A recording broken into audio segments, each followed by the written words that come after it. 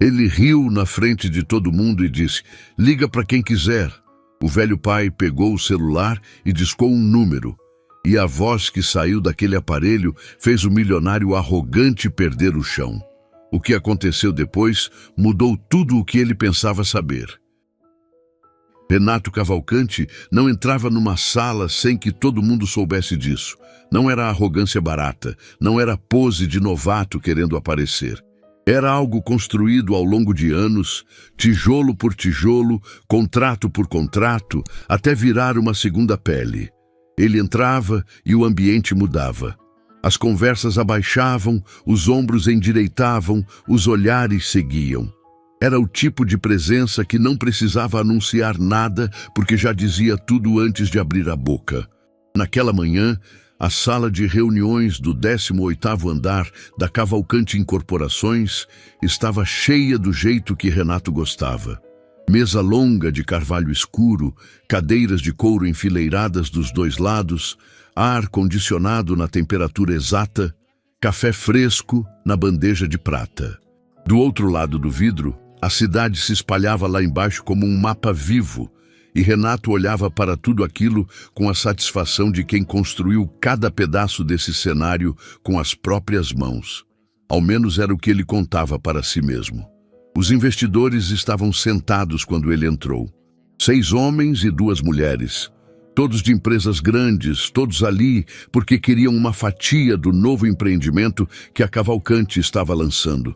Um complexo residencial e comercial que prometia mudar o skyline da cidade. O maior projeto da história da empresa. O maior projeto da história de Renato. Ele cumprimentou cada um pelo nome, sem consultar nada, sem hesitar. Sabia os nomes, sabia as empresas, sabia os interesses de cada pessoa sentada ali. Esse era o tipo de detalhe que separava Renato da maioria. Ele se preparava. Ele sempre se preparava. A apresentação começou e fluiu com a precisão de quem ensaiou cada pausa, cada número, cada virada de slide. Renato falava e as pessoas ouviam com aquela atenção de quem está diante de algo que vale dinheiro. Gráficos de crescimento, projeções de retorno, renders do projeto com aquela iluminação dourada que fazia tudo parecer ainda mais grandioso do que já era. A sala estava na palma da mão dele, e ele sabia. Foi nesse momento que a porta se abriu com um rangido discreto. Bruno, o assistente mais novo da empresa, entrou com o rosto de quem preferia estar em qualquer outro lugar. Deu 2 passos, parou, esperou Renato terminar a frase. Renato não terminou a frase. Olhou para Bruno com aquela expressão que não precisava de palavras. A expressão que dizia: "Isso precisa ser agora?" Bruno se aproximou e sussurrou baixo o suficiente para não atrapalhar, alto o suficiente para Renato ouvir claramente. "Tem um senhor na recepção. Já é a 3ª vez que ele pede para entrar. A Márcia pediu para eu avisar porque ele disse que não vai embora sem falar com o senhor." Renato não piscou. "Nome?" "Alcides. Ele disse que o senhor sabe quem ele é." Alguma coisa passou pelo rosto de Renato naquele instante. Rápida demais para os investidores notarem. Rápida demais para Bruno entender, mas estava lá. Um tremor pequeno, quase invisível, como uma rachadura que aparece no teto antes de tudo desabar. Ele se recompôs em menos de 1 segundo. "Manda ele esperar", Renato disse, e a voz saiu firme, sem nenhuma hesitação. Bruno não saiu. "Senhor, ele está insistindo bastante. E a Márcia disse que ele tem uma aparência, ele parece precisar de ajuda." Renato soltou uma risada curta. Não foi uma risada constrangida, não foi uma risada nervosa. Foi a risada de alguém que acha a situação genuinamente cômica e fez questão que todos na sala ouvissem. Pegou o contrato que estava sobre a mesa, segurou com as 2 mãos na frente dos investidores, como se estivesse emoldurando a absurdidade do momento. Um senhor que aparece sem aviso, sem agenda, sem convite, e acha que pode interromper uma reunião de 20 milhões de reais. Ele balançou a cabeça devagar, ainda sorrindo. "Liga para quem quiser, Bruno. Fala com a segurança, fala com a Débora, fala com quem você precisar falar, mas eu não saio daqui agora. Algumas pessoas na mesa esboçaram um sorriso. O clima de tensão se quebrou. Bruno assentiu, virou para sair. Foi quando a porta se abriu de novo. E desta vez ninguém tinha mandado abrir. O homem que entrou não tinha pressa nenhuma. Andava devagar, não de fraqueza, mas com a calma de quem não deve satisfação a ninguém. Roupas simples, surradas pelo tempo, uma mochila velha pendurada num dos ombros. Cabelo branco, barba por fazer, mãos grossas de quem conheceu o trabalho pesado. Ele parou no meio da sala, olhou ao redor sem se intimidar com nada que viu, e depois fixou os olhos em Renato. E Renato parou de respirar. Não foi metáfora, não foi exagero. Ele literalmente prendeu o ar. Porque aquele rosto, mesmo depois de mais de 15 anos, mesmo com mais rugas e mais branco no cabelo, era impossível de não reconhecer. Era o rosto que aparecia nos sonhos que ele não contava para ninguém. Era o rosto que ele tinha aprendido, com muito esforço e muito tempo, a deixar enterrado. Alcides, seu pai. Pai. A palavra saiu sozinha, quase sem som, como se a boca tivesse falado antes que a cabeça autorizasse. Ninguém na sala entendeu o que estava acontecendo. Os investidores se entreolharam. Bruno ficou parado na porta sem saber se ficava ou saía. O silêncio foi tão pesado que o ar-condicionado parecia barulhento. Alcides não disse nada. Não explicou, não pediu desculpa por entrar. Não se constrangeu com as 8 pessoas de terno que estavam olhando para ele. Apenas abaixou a mochila devagar, colocou a mão dentro e tirou um celular simples, daqueles com botões grandes, a tela riscada de tanto uso. Discou um número que claramente sabia de cor. Esperou 2 toques e colocou no viva voz. O som preencheu a sala inteira, uma voz de mulher. Fraca sim, mas presente. Viva, real. Uma voz que Renato reconheceu antes mesmo de escutar a primeira palavra completa. Porque existem vozes que a gente não aprende, que a gente nasce sabendo. Renato? A voz perguntou o nome dele com aquela ternura específica que só uma mãe tem. Meu filho, é você? O contrato caiu da mão de Renato sem que ele percebesse. Escorregou devagar, bateu na beirada da mesa, deslizou até o chão. E ninguém na sala se moveu para pegar, porque todos estavam olhando para o homem que 3 minutos atrás havia rido na frente de todo mundo. O homem que controlava cada detalhe de cada reunião. O homem que não deixava nada escapar. Esse homem estava com os lábios tremendo, os olhos cheios e a voz que ele não conseguia mais encontrar. Porque a mulher do outro lado daquela linha era sua mãe. A mãe que Renato tinha chorado como perdida. A mãe que alguém, um dia, olhou nos olhos dele e disse que tinha partido para sempre. E ela estava ali, viva, perguntando o nome do filho com a voz de quem esperou por aquele momento por mais tempo do que qualquer pessoa deveria esperar por qualquer coisa. A sala inteira sentiu, mas ninguém entendeu. E Renato, pela primeira vez em 15 anos, não tinha nenhum controle sobre absolutamente nada. A reunião acabou sem acabar. Os investidores foram saindo um por um, trocando olhares, sem saber direito o que tinham presenciado. Ninguém fez perguntas. Ninguém teve coragem. Bruno recolheu os materiais da mesa em silêncio, pegou o contrato do chão com cuidado, como se fosse algo frágil, e saiu fechando a porta devagar. Débora ficou parada encostada na parede do fundo da sala, os braços cruzados, o rosto neutro demais para ser inocente. Renato não se mexeu por um tempo. Ficou de pé, de costas para a janela, olhando para o pai como se estivesse tentando confirmar com os próprios olhos que aquilo era real.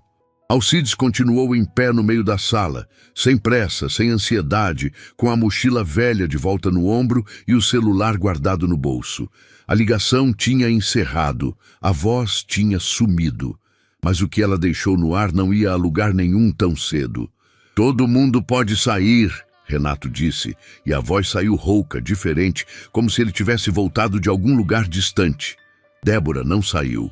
Renato, os investidores precisam de um retorno ainda hoje sobre... Débora. Ele não levantou o tom. Não precisou. Sai. Ela saiu. E pela primeira vez em muito tempo, obedeceu sem contra-argumento. Pai e filho ficaram sozinhos na sala maior da empresa, com a cidade lá embaixo, indiferente, continuando a girar do jeito que sempre girou. Renato puxou uma cadeira e sentou. Não na cabeceira, onde sempre sentava. Sentou no meio, como qualquer pessoa. Alcides puxou a cadeira da frente e sentou também. Colocou a mochila no colo e esperou. Ela está viva, Renato disse. Não foi pergunta. Está, Alcides respondeu. Mora a 400 quilômetros daqui. Num lugar pequeno, simples, mas está bem. Renato ficou olhando para as mãos. Aquelas mãos que assinavam contratos milionários, que apertavam as mãos dos homens mais poderosos da cidade, que construíram tudo que existia naquele andar. Estavam tremendo levemente, e ele não fazia nada para esconder. Quem me disse que ela tinha partido? Ele começou e parou, recomeçou. Eu fui informado, recebi a notícia, havia um documento, havia... Ele fechou os olhos por um segundo. Como ela está viva, pai?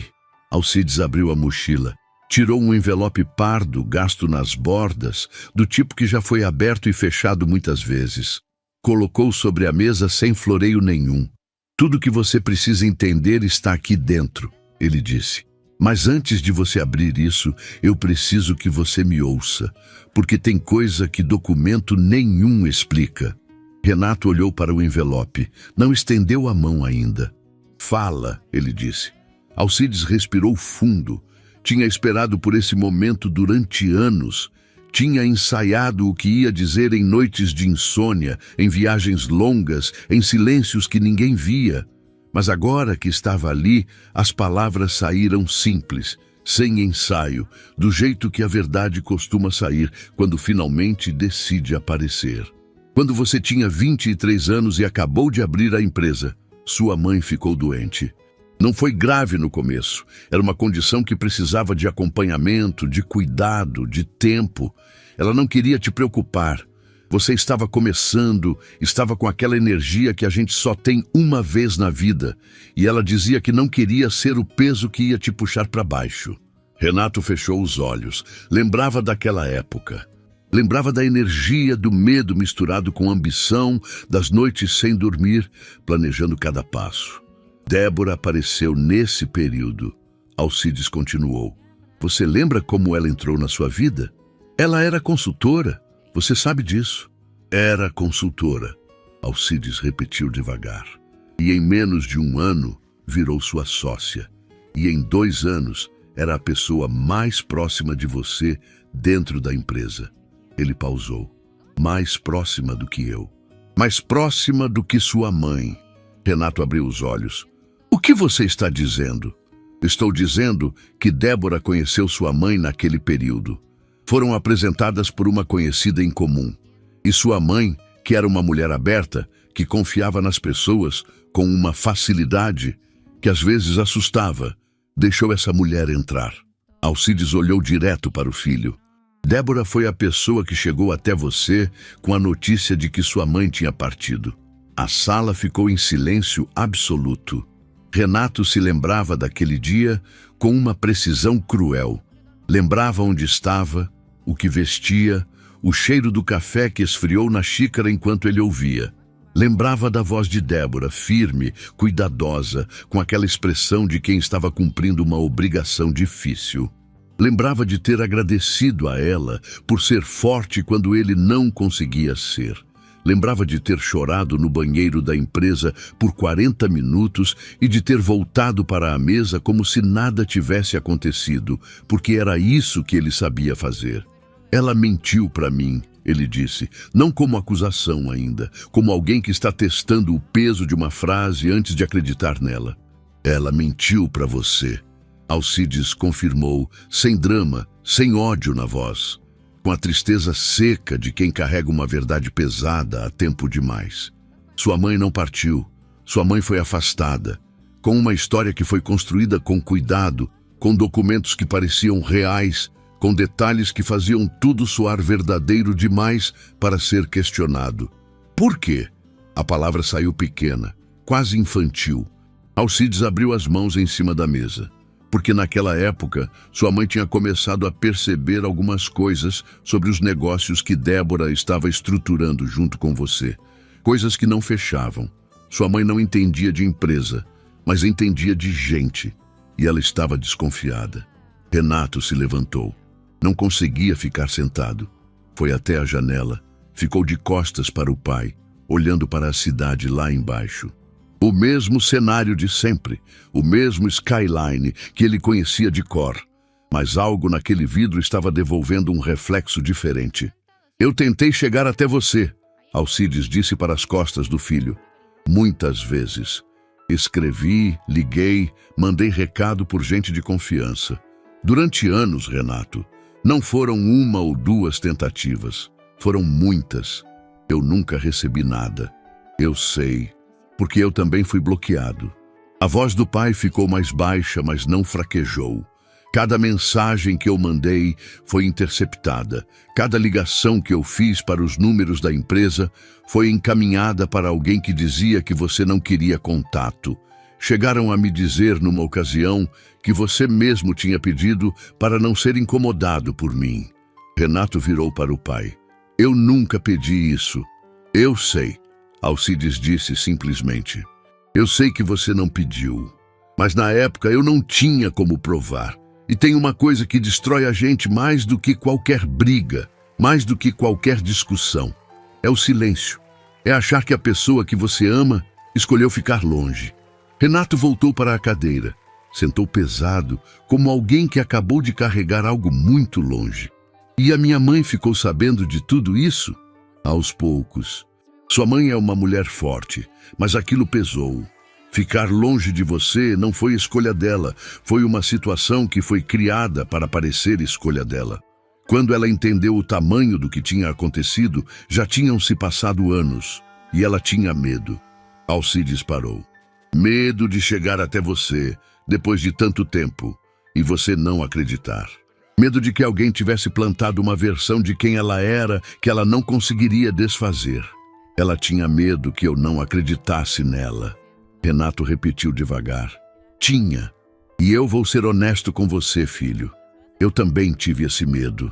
Por isso eu vim do jeito que vim. Sem avisar, sem pedir permissão, sem esperar o momento certo. Porque momento certo com esse tipo de coisa não existe. Existe o momento em que você decide que a verdade vale mais do que o conforto de todo mundo. Renato ficou olhando para o pai durante um longo momento. Para aquelas roupas simples, para aquelas mãos calejadas, para aquele rosto que tinha 15 anos a mais do que a última vez que ele tinha visto de perto. Pensou em quantas reuniões tinha feito naquela sala, quantos contratos tinha assinado, quantas vezes tinha olhado pela janela sentindo que tinha chegado onde queria chegar. E pensou em quantas vezes, no meio de tudo isso, tinha sentido um vazio que nenhuma conquista conseguia preencher. Tem mais coisa que eu preciso saber? Ele perguntou. Alcides empurrou o envelope pela mesa. Tem, mas parte do que está aqui dentro você vai precisar de alguém de confiança para entender. Não de alguém da empresa. Alguém de fora. Você está falando de advogado. Estou falando de alguém que ainda não foi tocado por nada disso. O pai se levantou, colocou a mochila no ombro com a mesma calma com que tinha entrado. Eu vim aqui porque sua mãe esperou tempo demais. Porque eu errei em não forçar esse encontro antes, e eu tenho que viver com isso. Mas não vim para destruir o que você construiu, Renato. Vim porque alguém dentro dessa empresa está usando o seu nome para fazer coisas que você não sabe que estão sendo feitas. Renato olhou para ele. Como você sabe disso? Porque a mesma pessoa que afastou sua mãe não parou por aí.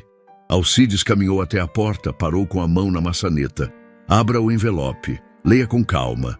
E quando você encontrar o nome Cláudia nos documentos, não ignore. Ela sabe coisas que vão mudar a forma como você enxerga os últimos 15 anos. Ele abriu a porta e saiu. sem drama, sem olhar para trás, com a leveza estranha de quem finalmente depositou um peso que estava carregando faz tempo demais. Renato ficou sozinho na sala. O envelope estava na mesa, na sua frente, simples e pesado ao mesmo tempo. Lá fora, pelo vidro, a cidade continuava. Os carros, os prédios, o movimento, tudo igual. Ele estendeu a mão, pegou o envelope e abriu. A primeira folha era uma carta. Letra cursiva, papel amarelado pelo tempo. No canto superior direito, uma data de muitos anos atrás. E embaixo, duas palavras que fizeram a sala inteira encolher ao redor dele. Meu filho. Renato fechou os olhos, respirou uma vez e começou a ler. Renato não dormiu naquela noite. A carta ficou aberta em cima da mesa até de madrugada. Ele leu 3 vezes, 4. Perdeu a conta. A letra da mãe era miúda, inclinada para a direita, do jeito que ele lembrava de ver na infância, em bilhetes colados na geladeira, em recados deixados na mochila escolar. A mesma letra, a mesma mão. Só o papel era diferente, amarelado, com as dobras marcadas de quem abriu e fechou muitas vezes antes de guardar. A carta era do dia do seu aniversário. Não de qualquer aniversário, do dia em que ele completou 25 anos.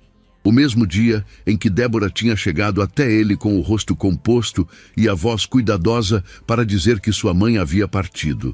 Dona Sônia tinha escrito aquela carta naquele exato dia.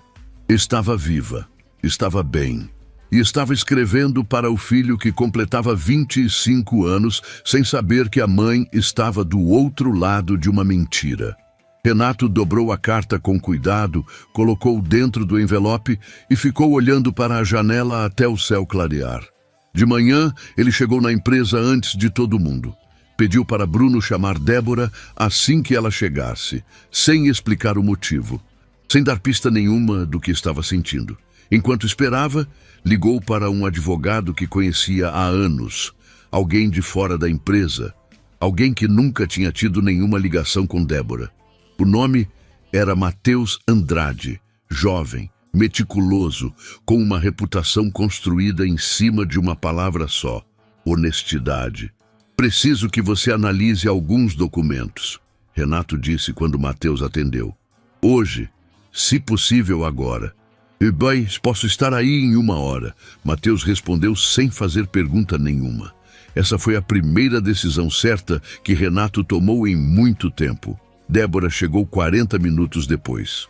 Entrou na sala com aquela postura de sempre, ombros retos, passo firme, a agenda embaixo do braço como se fosse uma armadura. Sentou na cadeira da frente sem esperar ser convidada, do jeito que sempre fez, e olhou para Renato com uma expressão que tentava ser neutra, mas tinha um esforço visível por trás. Renato colocou o envelope sobre a mesa. Débora olhou para o envelope, depois olhou para Renato, e naquele segundo, alguma coisa no rosto dela mudou. Pequeno demais para a maioria das pessoas notar, grande demais para Renato ignorar. Você sabe o que é isso, ele disse. Não perguntou. Débora respirou fundo. Renato, eu preciso que você entenda o contexto. Você me disse que minha mãe tinha partido. A voz saiu baixa, controlada, sem tremor. Você olhou nos meus olhos e me disse isso. E eu agradeci. Eu agradeci a você por ter me contado. O silêncio que se seguiu foi diferente de qualquer silêncio que aquela sala já tinha guardado. Débora não negou. Isso foi o que mais pesou. Não houve indignação, não houve como você pode pensar isso. Não houve nenhuma das reações que uma pessoa inocente teria. Houve apenas aquela calma calculada de quem já ensaiou esse momento na cabeça e decidiu qual caminho seguir. Eu fiz o que achei que era certo, ela disse. Renato fechou os olhos por um segundo. Abriu. O que você achou que era certo? Sua mãe estava interferindo.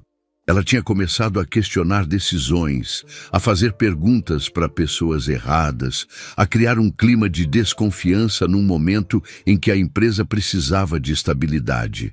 Débora falou com a voz firme, como se estivesse apresentando um relatório. Eu precisava proteger o que estávamos construindo. Você não estava protegendo nada meu, Renato disse. Você estava me afastando da única pessoa que tinha percebido que algo estava errado. Débora não respondeu. Ela tinha desconfiado de você, ele continuou. E em vez de eu saber disso, eu fiquei 15 anos acreditando que tinha perdido minha mãe. Ele pausou. Deixou o peso daquilo pousar na sala. 15 anos, Débora.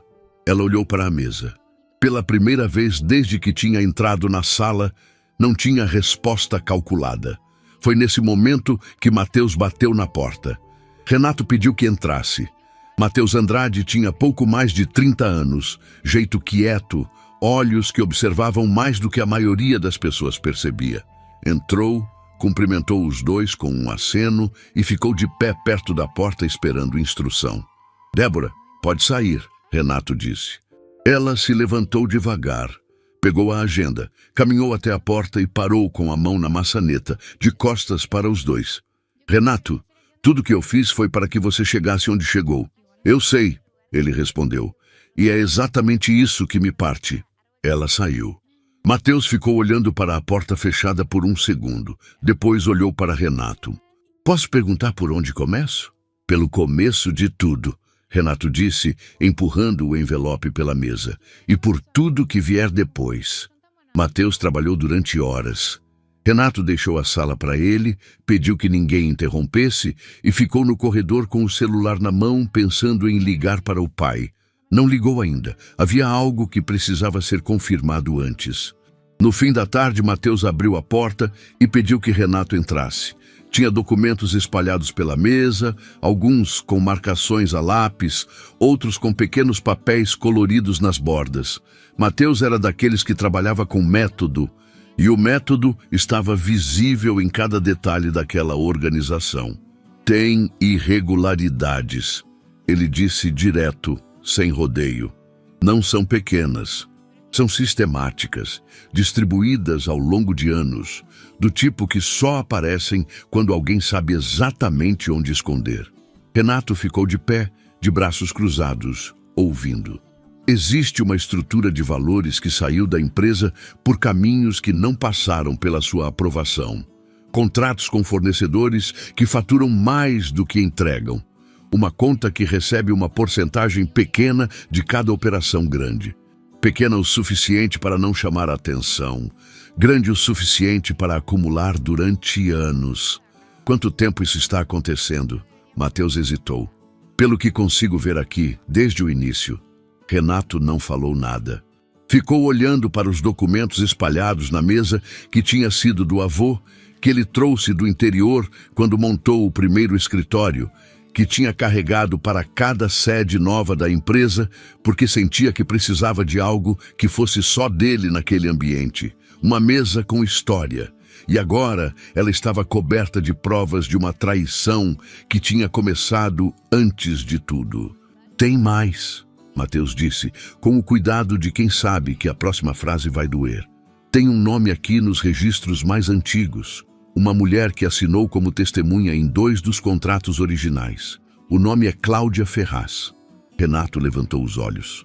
Não sei quem ela é ainda, Matheus continuou, mas o nome aparece num período muito específico, justamente quando as primeiras movimentações irregulares começaram. Pode ser coincidência, pode não ser. Não é coincidência, Renato disse, e foi até a janela. Lá fora, o sol estava descendo atrás dos prédios, tingindo a cidade de laranja e cinza. Aquele prédio que aparecia no horizonte, o mais alto da região, era o primeiro grande empreendimento que a Cavalcante tinha lançado. Renato lembrava da inauguração, lembrava do discurso que fez, lembrava da sensação de que tinha chegado. Pensou na mãe assistindo aquilo tudo de longe, talvez pela televisão, talvez por fotos de jornal, acompanhando o filho crescer sem que o filho soubesse que ela estava ali. Cláudia Ferraz era amiga da minha mãe, ele disse, sem virar. E se o nome dela está nesses documentos, significa que ela viu coisas que ninguém mais viu. Virou para Matheus. Preciso que você a encontre. Matheus anotou sem perguntar mais nada. Renato olhou de volta para a janela. para o prédio no horizonte, para a cidade que ele construiu em cima de uma história que tinha sido reescrita sem a sua permissão. O contrato que tinha caído no chão no dia anterior ainda estava sobre a mesa lateral, recolhido por Bruno, dobrado com cuidado. Renato foi até lá, pegou, olhou para as páginas por um momento e colocou na gaveta. Não era hora de assinar nada. Era hora de entender o que tinha sido construído, tijolo por tijolo, em cima de quê? Mateus levou 3 dias para encontrar Cláudia Ferraz. Não foi fácil. O nome era simples, sem registro em redes sociais, sem endereço atualizado nos sistemas que ele consultou. Era o tipo de pessoa que vive longe do barulho do mundo, não por descuido, mas por escolha. Alguém que em algum momento decidiu que ser encontrada facilmente não era uma vantagem. O endereço que Mateus conseguiu levou até uma cidade pequena, a pouco mais de 300 quilômetros da capital. Uma daquelas cidades onde todo mundo se conhece, onde o padeiro sabe o nome dos filhos dos clientes, onde o tempo parece andar diferente. Mateus foi sozinho, de carro, numa manhã de céu aberto. A casa de Cláudia ficava numa rua sem saída, no final de um bairro residencial tranquilo. Muro baixo, jardim cuidado com aquele esmero de quem tem tempo e gosta de usá-lo bem. Uma roseira na entrada, um banco de madeira na varanda. Mateus parou o carro, ficou um segundo olhando para aquela cena e sentiu algo que não esperava sentir. A sensação de que aquela mulher estava esperando. Ele bateu no portão. Esperou. Cláudia Ferraz tinha os cabelos completamente brancos, cortados curtos, e um jeito de se mover que não tinha pressa nenhuma. Abriu o portão, olhou para Mateus com olhos que avaliavam sem hostilidade e disse antes que ele falasse qualquer coisa: "Eu sabia que alguém ia aparecer um dia, só não sabia quando." Mateus ficou parado por um segundo. "A senhora me conhece?" "Não," ela respondeu simplesmente. "Mas conheço o assunto que te trouxe até aqui." Abriu o portão mais largo. "Entra, o café ainda está quente." Sentaram na varanda com a roseira de um lado e a rua quieta do outro. Cláudia serviu o café sem cerimônia e ficou olhando para o jardim por um momento antes de começar a falar. Como alguém que organiza os pensamentos antes de abrir uma gaveta que ficou fechada por muito tempo. "Eu conheci Sônia numa época em que as duas éramos jovens e achávamos que as pessoas eram mais simples do que são." Ela começou. "A gente se tornou amiga da forma que a amizade de verdade acontece, sem forçar, sem esforço, do tipo que dura."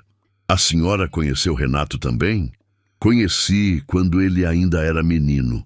Vinha na nossa casa, comia o que tinha, dormia no sofá quando ficava tarde. Era um daqueles meninos que já tinha uma seriedade nos olhos que a maioria dos adultos não tem." Ela pausou.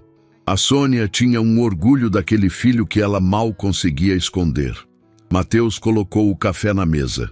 "Cláudia, o nome da senhora aparece em documentos da empresa de Renato. Contratos do início da Cavalcante Incorporações. A senhora pode me explicar como chegou até esses documentos?" Cláudia respirou fundo. "Posso, porque eu assinei como testemunha, sem saber exatamente o que estava testemunhando." Olhou para Mateus direto. "Uma mulher chamada Débora me procurou. Disse que era sócia de Renato, que precisava de uma testemunha para formalidades de documentação, que era coisa simples, burocrática. Eu conhecia o nome de Renato, confiei que se era algo ligado a ele estava tudo bem e assinei. Quando a senhora percebeu que não estava tudo bem, quando Sônia me ligou desesperada, algumas semanas depois, dizendo que havia documentos com irregularidades sendo registrados no nome da empresa do filho dela. Ela tinha conseguido ver alguns papéis por acaso, não me pergunta como, e o que ela viu a assustou." Cláudia levantou e disse: "Espera aqui." Voltou 3 minutos depois, carregando uma caixa de papelão fechada com fita adesiva amarelada pelo tempo. Colocou sobre a mesa da varanda com um cuidado que deixava claro que aquilo não era papelada qualquer. "Sônia me mandou isso para guardar. Disse que se alguma coisa acontecesse com ela, eu não entregasse para ninguém que não fosse o próprio Renato ou alguém de confiança dele. Empurrou a caixa em direção a Mateus. Acho que você é essa pessoa. Mateus abriu a caixa devagar. Dentro havia documentos, alguns em envelopes separados, outros soltos com clipes enferrujados. Havia também um maço de cartas amarradas com um barbante simples. Mateus contou rapidamente. Eram muitas, dezenas, cada uma com uma data no canto superior, distribuídas ao longo de anos. São cartas que Sônia escreveu para Renato, Cláudia disse sentando de volta. Ela escrevia e me mandava porque não tinha como enviar diretamente. Cada vez que tentava algum contato, era bloqueada. Então ela escrevia e guardava, como se um dia ele fosse ler. A voz de Cláudia ficou um pouco mais baixa. Eu acho que escrever era a forma dela de continuar sendo mãe mesmo sem que ele soubesse. Mateus ficou olhando para o maço de cartas sem falar nada por um momento. Tinha feito centenas de perícias em documentos ao longo da carreira. Tinha lido contratos que escondiam fortunas, depoimentos que mudavam histórias, relatórios que afundavam empresas. Mas aquele maço de cartas amarradas com um barbante simples era diferente de tudo que tinha segurado nas mãos, porque não tinha valor jurídico nenhum. E pesava mais do que qualquer coisa na caixa. Tem algo mais que a senhora precisa me contar? Ele perguntou. Cláudia olhou para o jardim. Tem uma coisa que eu guardei que vai doer mais do que o resto. Virou para ele. Numa das cartas, Sônia descreve o dia em que tentou ir pessoalmente até a empresa de Renato. Isso foi alguns anos depois do afastamento. Ela foi até a recepção, disse o nome dela, pediu para falar com o filho. Mateus esperou. A recepcionista foi verificar, voltou alguns minutos depois e disse que o senhor Renato havia pedido para informar que não tinha interesse em contato. Cláudia parou. Sônia descreveu o que sentiu naquele momento com uma clareza que machuca até hoje. Ela disse que foi a primeira vez que acreditou de verdade que o filho tinha escolhido não a querer. O silêncio na varanda foi pesado. Mas ele nunca deu essa instrução, Mateus disse. Nunca, Cláudia confirmou. E ela não sabia disso. Voltou para casa achando que o filho tinha escolhido. Sacudiu levemente a cabeça. E mesmo assim, continuou escrevendo. Continuou mandando as cartas para mim. Continuou sendo mãe de um filho que ela achava que tinha aberto mão dela. Mateus fechou a caixa com cuidado, ficou olhando para ela por um segundo antes de levantar. Posso levar isso? É para isso que está aqui, Cláudia disse. Mateus se levantou, pegou a caixa e estava caminhando até o portão quando Cláudia chamou de novo. Moço, ele parou. Quando você chegar até Renato, não resume, não explica. Deixa ele ler cada carta, cada uma, na ordem. Ela olhou para a caixa nas mãos de Mateus, com aquela expressão de quem está despedindo de algo que guardou com zelo por tempo demais. Porque não é sobre provar nada, é sobre ele entender que a mãe nunca parou. Mateus assentiu. Colocou a caixa no banco do passageiro, fechou a porta com cuidado, como se o conteúdo fosse frágil, e ficou parado por um segundo antes de dar a partida. 300 quilômetros de volta, a caixa no banco ao lado, e dentro dela dezenas de cartas escritas por uma mãe para um filho que nunca recebeu nenhuma. Quando Renato abriu a porta do escritório e viu Mateus entrar com aquela caixa de papelão, não precisou de explicação nenhuma. Havia algo no jeito que Mateus carregava aquilo que dizia tudo antes de qualquer palavra. Renato colocou a caixa sobre a mesa, olhou para o barbante que amarrava as cartas e sentiu as mãos pesarem. Quantas são? Ele perguntou. Não contei, Mateus respondeu. Mas tem uma para cada aniversário seu e tem outras no meio. Renato desatou o barbante devagar. Pegou a primeira carta, olhou para a data. Era do ano em que ele tinha inaugurado o primeiro empreendimento da Cavalcante. O dia em que ele tinha discursado na frente de 200 pessoas, sentindo que tinha chegado onde queria. A letra da mãe estava ali, miúda, inclinada para a direita. Vi você no jornal hoje. Estava de terno, sorrindo daquele jeito que você sempre sorriu quando estava orgulhoso, mas tentava esconder. Fiquei olhando para a foto por um longo tempo. Você cresceu, meu filho, e eu não estava lá para ver. Renato parou de ler. Não porque não aguentava, mas porque precisava de um segundo para entender o tamanho do que estava segurando. Sua mãe tinha visto aquela foto, tinha reconhecido o sorriso dele. Tinha ficado olhando por um longo tempo, e ele, naquele mesmo dia, tinha chegado em casa, olhado para o teto no escuro e sentido aquele vazio que nenhuma conquista preenchia. Agora, ele sabia de onde vinha aquele vazio. Renato ficou com as cartas até tarde. Não leu todas de uma vez. Não conseguiu. Depois da terceira, precisou parar, levantar, andar pelo escritório vazio, porque ficar sentado com aquilo tudo era pesado demais. Voltava, pegava outra, lia, parava de novo. A noite foi assim, nesse ritmo quebrado de quem está recebendo algo grande demais para caber de uma vez só.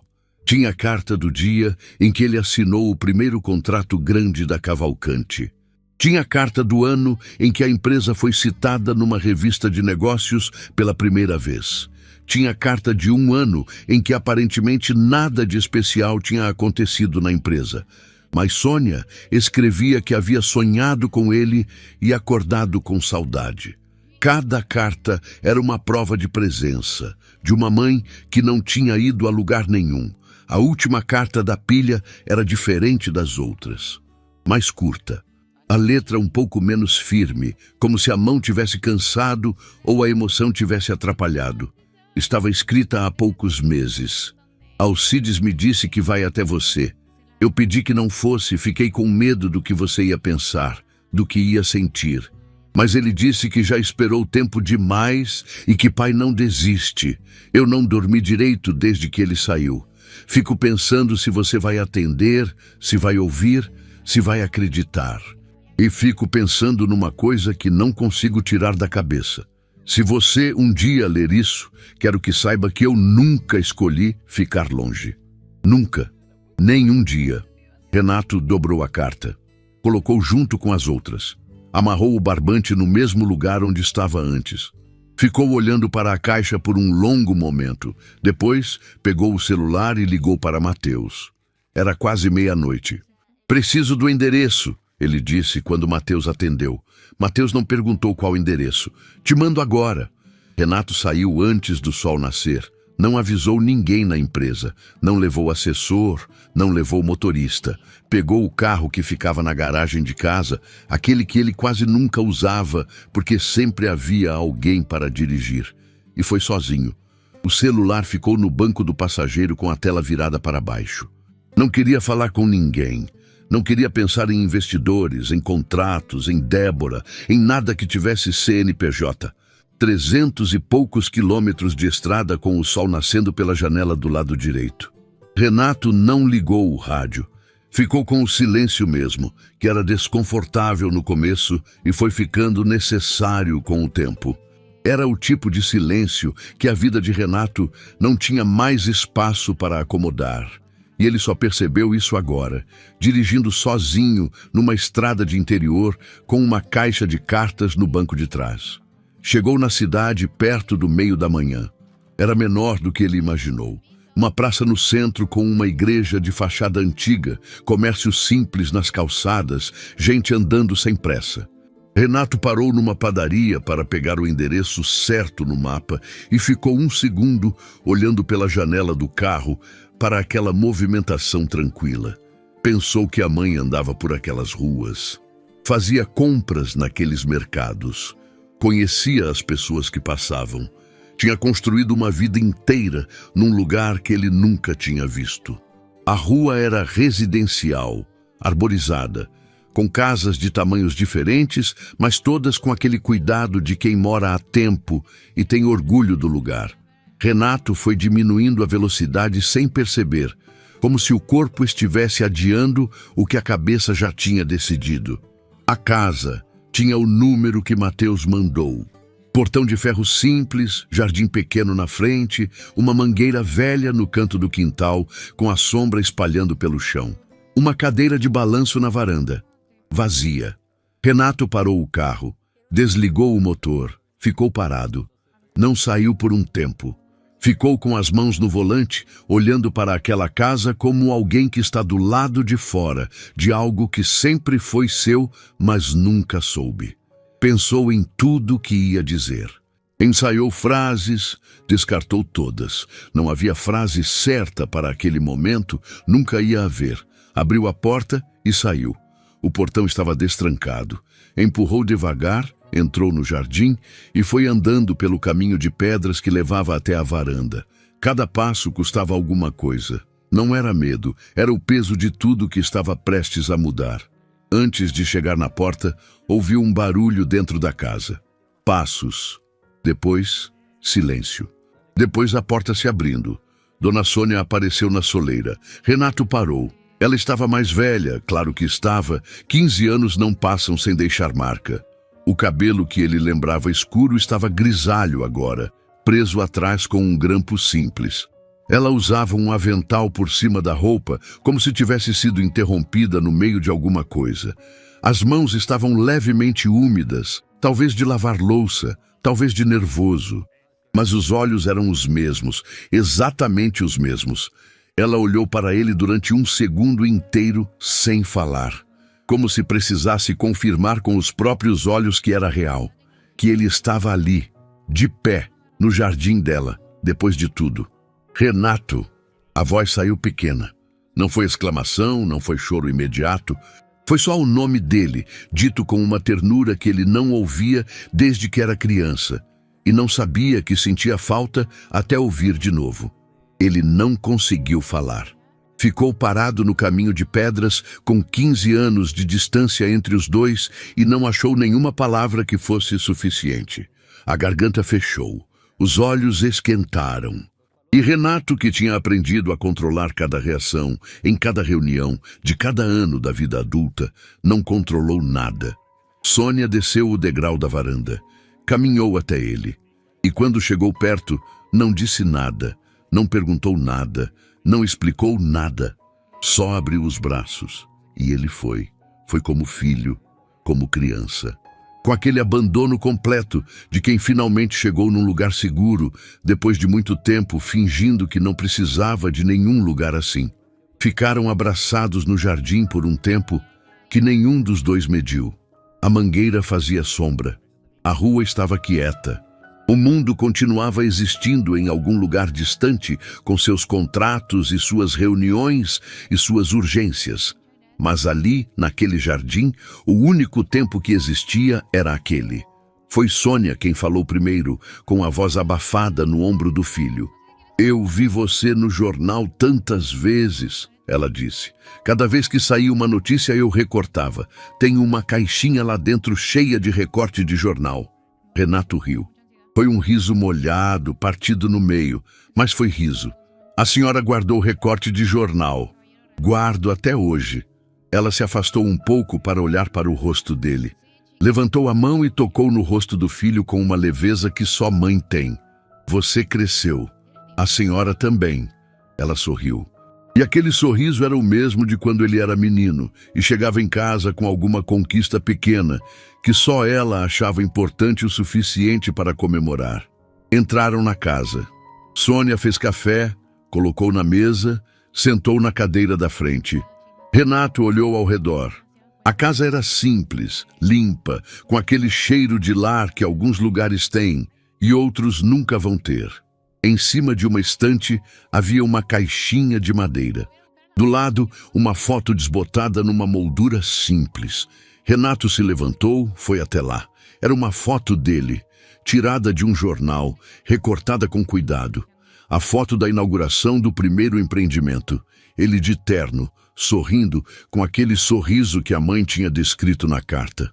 Ficou olhando para aquela foto dentro da casa da mãe e entendeu alguma coisa que nenhum documento, nenhuma prova, nenhuma revelação tinha conseguido fazer entender de verdade. Ela nunca tinha desistido, em nenhum dia, em nenhuma hora, em nenhum momento em que teria sido mais fácil desistir. Foi quando ouviram o portão, passos no caminho de pedras. Renato virou. Alcides entrou pela porta com a mochila velha no ombro e aquela calma de sempre. Olhou para o filho, olhou para Sônia, e o que passou no rosto dele não era surpresa, era alívio. O alívio enorme e silencioso de um pai que planejou cada detalhe daquele momento com o único recurso que nunca perdeu: tempo, paciência e a certeza de que família não se abandona. Espera. Renato ficou 2 dias na cidade da mãe. Não planejou ficar tanto.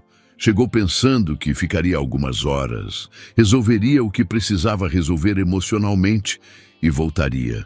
Mas a casa de Sônia tinha um jeito de segurar as pessoas. Não por nada grandioso.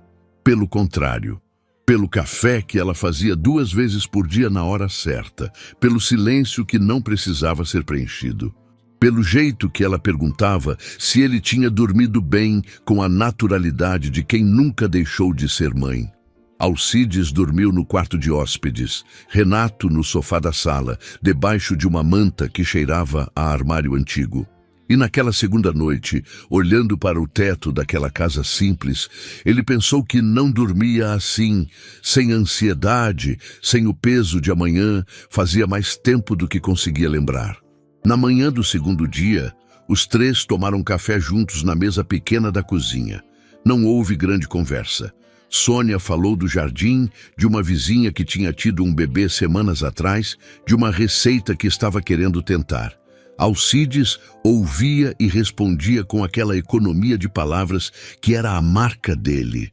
Renato ficou olhando para os dois e sentiu alguma coisa que não sabia nomear direito. Não era alegria exatamente. Era mais fundo que isso. Era a sensação de algo voltando para o lugar depois de muito tempo torto, mas o mundo não tinha parado. O celular, que ficou com a tela virada para baixo durante 2 dias, tinha 43 mensagens não lidas quando Renato finalmente olhou. Mateus tinha mandado 6. As últimas 2 tinham um tom diferente das anteriores. Mais direto, mais urgente. Débora não está parada. Precisamos conversar hoje. Renato leu a mensagem 2 vezes, guardou o celular no bolso, foi até a varanda onde a mãe regava as plantas e ficou olhando para ela por um momento sem que ela percebesse, gravando aquela imagem. Depois disse que precisava voltar. Sônia parou de regar, virou para ele com aquela expressão que as mães têm quando estão segurando mais do que mostram. "Eu sei", ela disse. "Vai resolver o que precisa resolver." "Eu volto", ele disse. E não foi promessa vazia. Foi a primeira promessa que ele fez naquela direção em 15 anos. Ela assentiu. Não abraçou de novo, não fez drama de despedida. Apenas colocou a mão no rosto do filho por um segundo, aquele gesto de sempre, e voltou para as plantas. Renato foi embora com aquela imagem no retrovisor. Mateus estava esperando no escritório quando Renato chegou. Tinha documentos organizados na mesa, o mesmo método de sempre, mas desta vez a expressão era diferente, mais fechada, de quem passou os últimos 2 dias vendo algo se formar e não gostou do que viu. Débora entrou em contato com 2 dos investidores da reunião, Mateus disse antes mesmo de Renato sentar. Não sei exatamente o que disse, mas um deles mandou uma comunicação formal pedindo esclarecimentos sobre a estrutura societária da empresa. O outro sinalizou que pode reconsiderar o aporte. Renato ficou de pé. Ela foi até os investidores. Foi. E foi rápido. 2 dias, 2 contatos. Mateus pausou. Ela sabia que você ia se afastar para resolver a situação pessoal e usou exatamente esse tempo. Renato ficou olhando para a cidade pela janela. Aquele movimento de sempre lá embaixo. Pensou em Débora, na calma com que ela tinha saído daquela sala 3 dias atrás. Tinha achado que era resignação. Não era. Era estratégia. "Tem mais", Mateus disse. Renato virou. "Encontrei o mecanismo completo do desvio. Não é uma conta separada, é uma empresa." Uma prestadora de serviços que consta nos registros da Cavalcante como fornecedora de consultoria estratégica desde o segundo ano de operação. Fatura regularmente, tem contratos assinados, tudo muito bem documentado. Mateus colocou uma folha na frente de Renato. O problema é que essa empresa não tem estrutura real. Não tem funcionários, não tem endereço operacional, não entrega nada. Existe só no papel.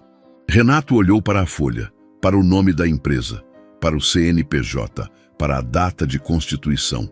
Quem é o sócio dessa empresa? Ele perguntou, mesmo já sabendo a resposta. Tem um nome interposto na frente, mas a trilha leva para Débora. Mateus olhou para Renato. Essa estrutura foi montada no mesmo período em que ela se tornou sua sócia. Desde o começo, Renato, ela entrou na empresa com um plano. O silêncio que se seguiu foi diferente dos outros. Não era o silêncio de quem está processando uma surpresa. Era o silêncio de quem está vendo os últimos pedaços de uma ilusão caírem no chão. Renato pensou nos anos que tinham trabalhado juntos, nas decisões que tomaram lado a lado, nas vezes que ele tinha agradecido a presença dela, a eficiência, a lealdade que ele achava que era real. Pensou em como é possível passar tanto tempo ao lado de alguém e não enxergar o que está bem na frente. Convoca ela para amanhã, Renato disse. Aqui, com você presente. Débora chegou no horário, pontual como sempre, postura como sempre, a mesma armadura de sempre. Mas quando entrou na sala e viu Mateus sentado ao lado de Renato com os documentos na mesa, alguma coisa no rosto dela mudou por uma fração de segundo. Pequena demais para ser chamada de reação, grande demais para ser ignorada. Sentou, cruzou as mãos sobre a mesa. Renato não enrolou. Empurrou a folha com o nome da empresa fantasma em direção a ela. Débora olhou para o papel. Ficou olhando por alguns segundos. Depois olhou para Renato. Eu quero que você entenda que nunca foi sobre te prejudicar, ela disse. Eu sei, Renato respondeu. Foi sobre te beneficiar, que é diferente, mas não é melhor. Ela abriu a boca, fechou. Você foi até os investidores, ele continuou. 2 dias. Você sabia que eu ia sair e usou esse tempo. Eu precisava proteger minha posição. Sua posição. Renato falou a palavra devagar.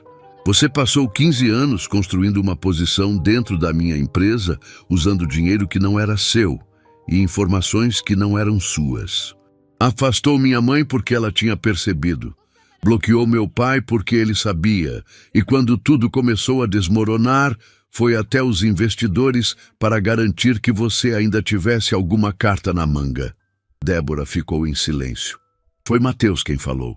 Temos documentação suficiente para um processo formal de apuração. Movimentações, contratos, a estrutura da empresa interposta, o histórico de bloqueios de comunicação. Ele pausou. A decisão de como isso vai ser conduzido é do Renato. Débora olhou para Renato.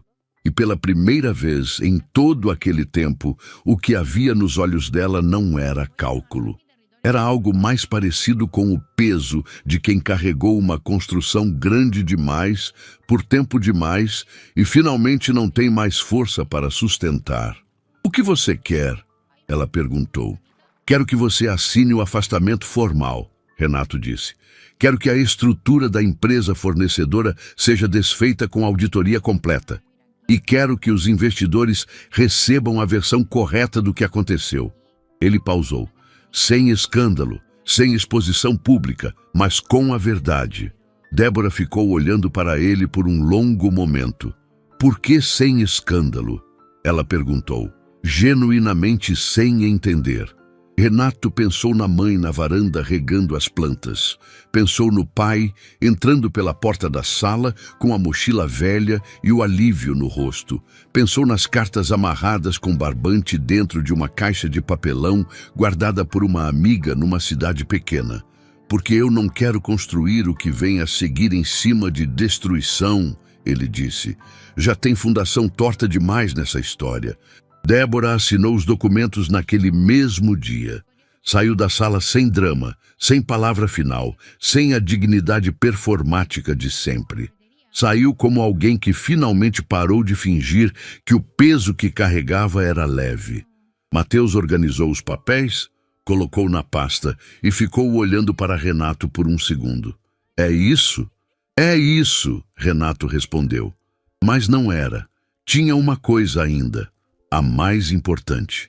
Ele pegou o celular, abriu os contatos e ficou olhando para o nome que tinha adicionado 2 dias atrás, na cozinha pequena de uma casa simples, enquanto a mãe anotava o próprio número num pedaço de papel de pão, com uma caneta que mal escrevia.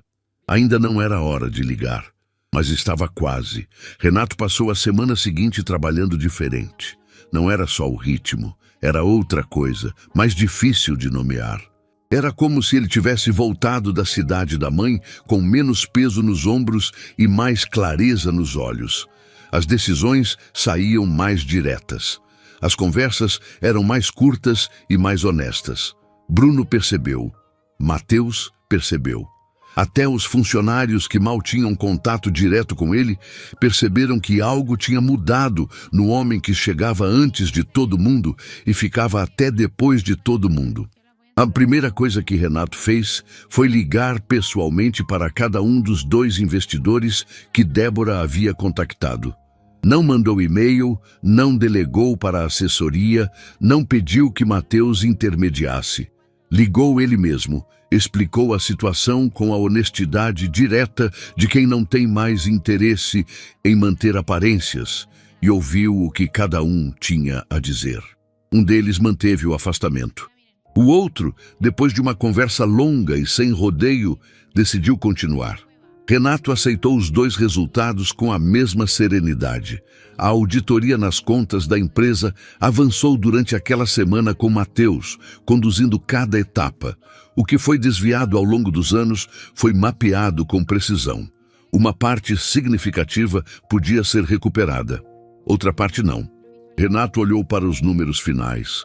Ficou em silêncio por um momento e disse apenas: começa a regularização. Sem lamento, sem raiva, com a disposição de quem entendeu que consertar custa e que o custo vale mais do que continuar torto. Numa tarde daquela semana, entre uma reunião e outra, Mateus entrou na sala com um envelope fino. Encontrei mais uma coisa que você precisa saber, ele disse, com aquele cuidado de sempre quando o assunto era delicado. Renato abriu o envelope. Era um registro. Uma anotação administrativa antiga da recepção da empresa, do tipo que ficava arquivado em papel antes de tudo ser digitalizado. Uma visita não recebida. Nome da visitante: Sônia Cavalcante. Data: alguns anos após o afastamento. Observação escrita à mão por uma recepcionista que provavelmente nem trabalhava mais ali. Visitante informada de que não há interesse em atendimento. Retirou-se sem incidente. Renato ficou olhando para aquela linha por um tempo longo. Sua mãe tinha ido até ali. Tinha dito o nome dela na recepção. Tinha esperado. E alguém, seguindo instrução de Débora, tinha olhado para ela e dito que o filho não queria atender. Ele dobrou o papel com cuidado, colocou dentro do envelope e guardou no bolso. Não disse nada, mas Mateus viu o que passou pelo rosto dele e teve a sabedoria de não preencher aquele silêncio com nenhuma palavra. Naquela noite, Renato ligou para Cláudia. Ela atendeu no segundo toque, como se não fosse surpresa nenhuma. Ele agradeceu. Não com discurso, não com elaboração. Agradeceu do jeito simples, direto, de quem sabe que algumas dívidas não se pagam, mas se reconhecem. Cláudia ouviu, ficou quieta por um segundo e disse: cuida dela, é tudo que eu queria. Renato prometeu que sim, e desta vez a promessa não precisava de testemunha. A reunião aconteceu numa sexta-feira de manhã. Renato convocou toda a equipe, não só os gestores, não só os sócios remanescentes, todo mundo. Os da operação, os do administrativo, os estagiários que mal conheciam o nome dele. A sala maior da empresa ficou cheia de um jeito diferente do que estava acostumada. sem apresentação de slides, sem mesa de negociação, sem café na bandeja de prata. Renato ficou de pé na frente de todos e começou a falar. Contou sobre o pai, sobre a chegada inesperada naquela sala algumas semanas atrás, sobre o homem de roupas surradas que entrou sem pedir licença e mudou tudo com uma ligação. Contou sobre a mãe, sobre os 15 anos, sobre as cartas que nunca chegaram e sobre a caixa de papelão guardada por uma amiga numa cidade pequena. Não contou tudo, não precisava. Contou o suficiente para que cada pessoa naquela sala entendesse o que estava ouvindo. Que o homem à frente deles tinha construído uma empresa enorme em cima de uma dor que nunca tinha sido resolvida e que ia reconstruir essa empresa agora em cima de algo mais sólido do que dinheiro, mais duradouro do que contrato, mais verdadeiro do que qualquer projeção de crescimento numa tela de apresentação. Quando Renato terminou de falar, a sala estava em silêncio. Então alguém começou a bater palma. Depois outro. Não foi aquela salva de palmas de evento corporativo, ensaiada e vazia. Foi o tipo de aplauso que começa devagar, porque as pessoas precisam de um segundo para entender o que estão sentindo antes de reagir. Renato levantou a mão, pedindo silêncio. Tinha mais uma coisa. Tem duas pessoas que eu quero apresentar a vocês. Alcides entrou primeiro pela porta lateral. Vinha com a mesma mochila velha, a mesma roupa simples, aquele mesmo passo sem pressa. Caminhou até o lado do filho e ficou de pé ao lado dele com a naturalidade de quem está exatamente onde sempre deveria ter estado. Alguns funcionários que estavam ali no dia da reunião interrompida reconheceram aquele rosto. O homem que tinha entrado sem pedir licença, o homem que Renato tinha mandado ignorar. Renato colocou a mão no ombro do pai. Esse é meu pai, o homem que não desistiu quando seria muito mais fácil desistir. Alcides não disse nada.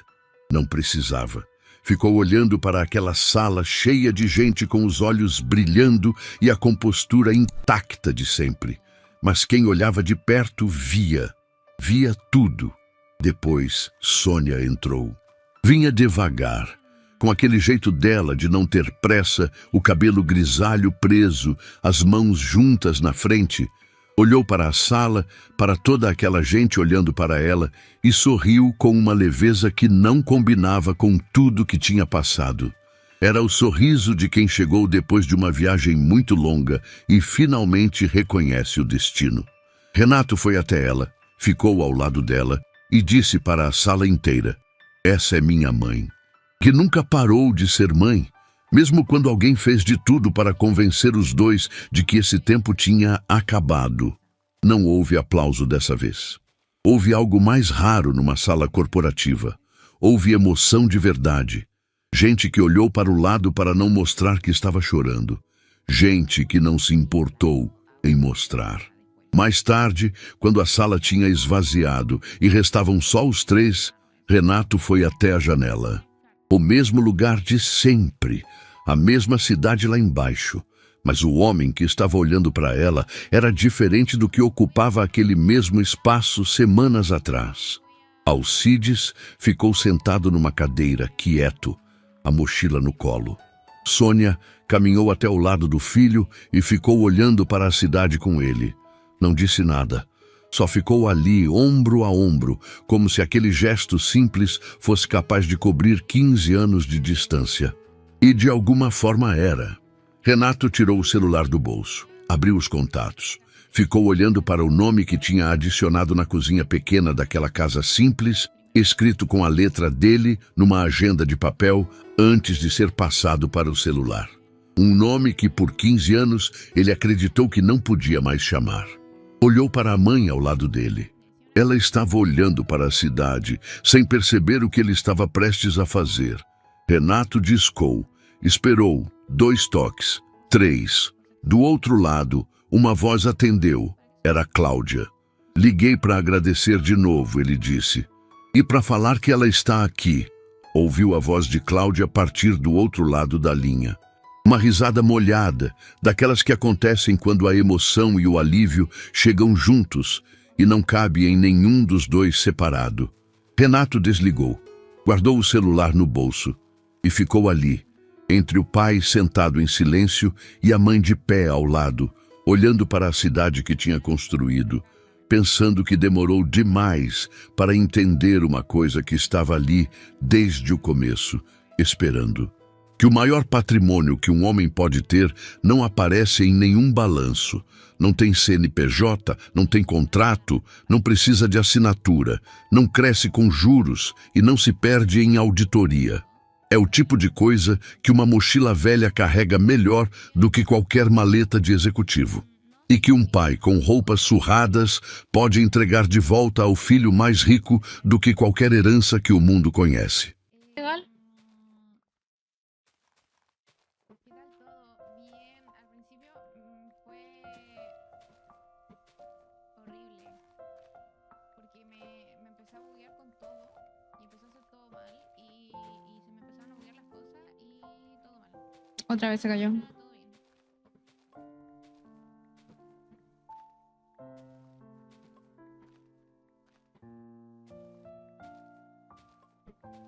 todo bien. Me gustaría tener ya mi casa por acá y hacer un puerto. Pero no vamos a ir de acá hasta que tengamos decente la casa. No, pero es a todos.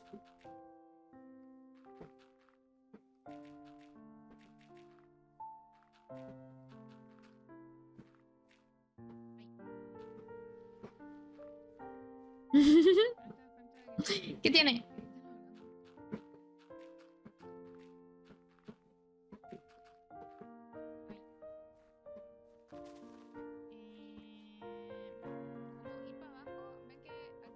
Es la mejor canción que van a escuchar en su vida. Pussy Queen.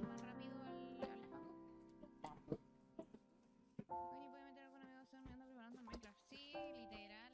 Si yo encuentro un ticket, puedo agregar una. Alguien ya estuvo aquí, creo que. Quiero pensar que fui yo la que estuvo aquí. Me rompió la pala. Pero no puedo hacer la verdad.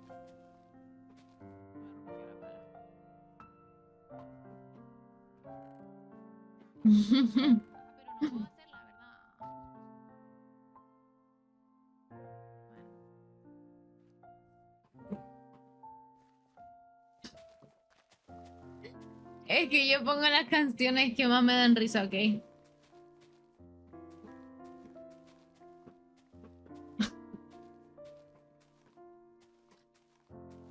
si eso es... Escuchándome se baña. Era un amigo, supongo que amigo streamer.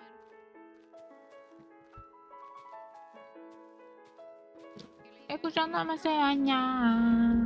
Pero ya lo engaña.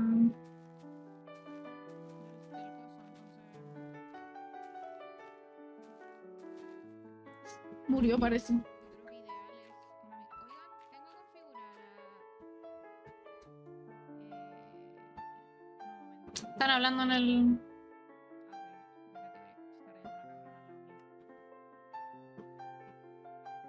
Quería ver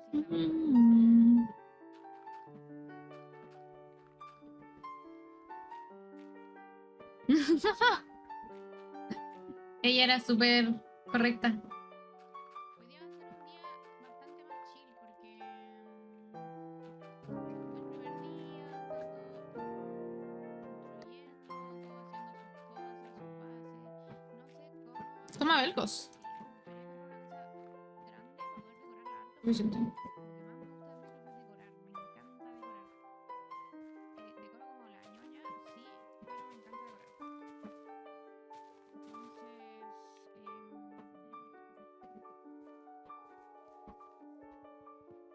Esta es mi playlist cuando estoy muy enojada y necesito jugar. Así como.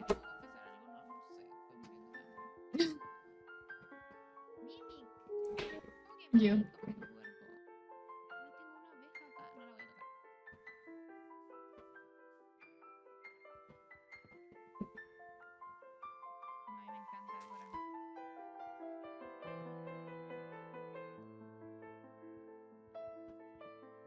a hacer esto un poco. Me volvió. Yo creo,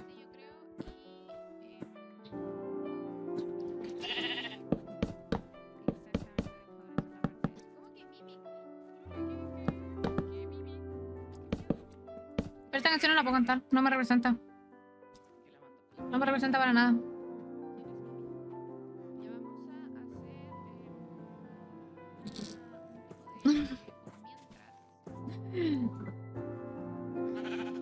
Quiero escuchar.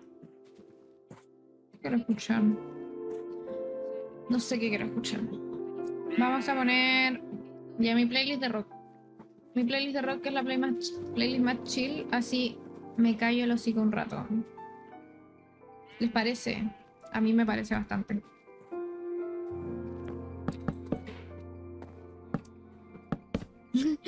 yo crashaba el servidor cantando como imbécil.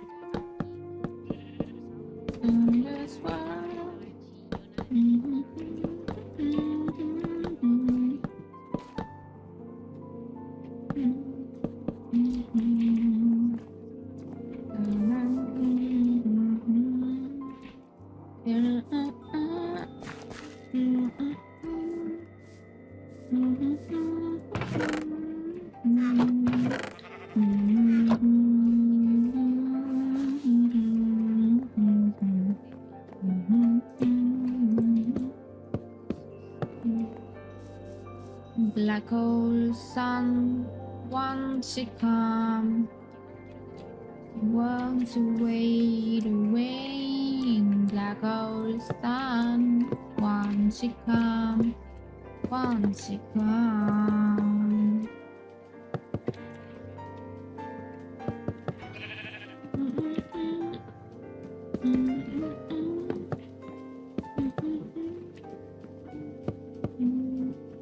Hubiera hecho esto un poco más grande, pero bueno. Pam, pa, pam, pa, pam. Tan, ta, tan. Ta, ra, tan. Ta, tan, ta, tan.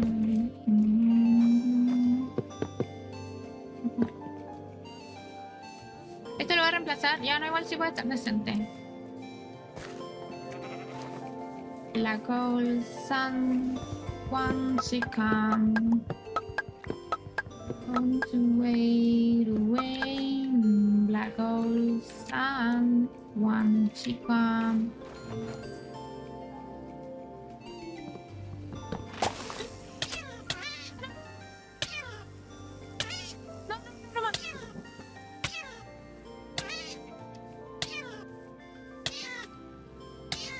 No sabía cómo era, pensé que era... Chica, déjame, no te hice nada.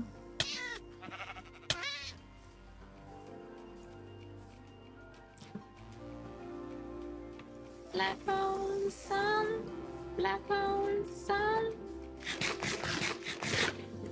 black hole sun, black hole sun. ¿Pero por qué? A ver, ¿a quién se le ocurre instalarse justo en los árboles que yo planté para cortar? A ellas. Bueno, las voy a dejar ahí. No, sí, ya se les pasó ya. Ojalá nomás no se vuelvan a instalar porque...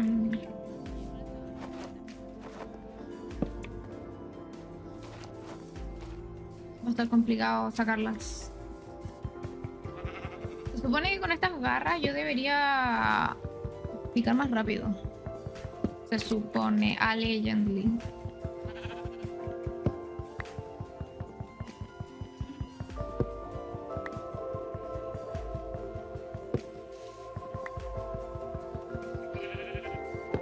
Black hole sun wants to come, wants to wait away. Black hole sun wants to come. ¿Para cuánto no alcanzará? Wants to come, wants to wait away. Black hole sun. Hay de decoración, ¿cierto? Yo tenía entendido que hay de decoración. Black hole sun, black hole sun, black hole sun, black hole sun.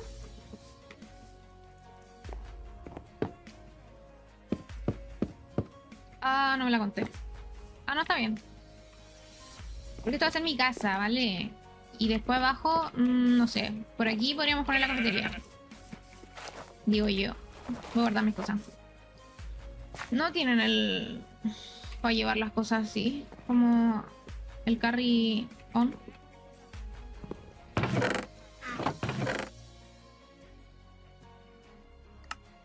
Ah. Ah. ¿Esto es magia?